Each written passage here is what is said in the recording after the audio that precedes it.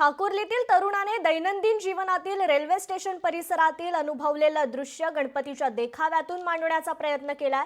ठाकुर्ली आणि इतर शहरातील रेल्वे स्थानकांबाहेर फेरीवाल्यांचा त्रास दिवसेंदिवस वाढत चाललाय। या परिस्थितीवर लक्ष वेधण्यासाठी रुपेश राऊत या तरुणाने लाडक्या बाप्पाच्या देखाव्यातून हा देखावा साकारलाय।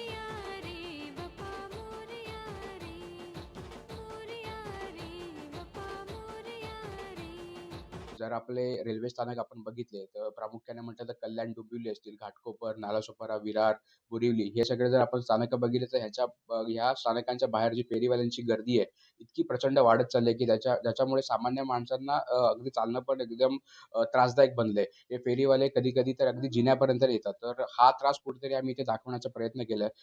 कधीतरी असं होतं की जिथे ऑफिस टाईम असतात त्यावेळेस खरं स्थानकांमधून बाहेर पडताना पण खूप त्रास होतो आणि प्रवाशांना त्यांच्या इष्ट ठिकाणी पोहोचण्यासाठी पण बराच त्रास सहन करावा लागतो। तर हे कुठेतरी इथे आम्ही लक्ष वेधण्याचा प्रयत्न केलाय।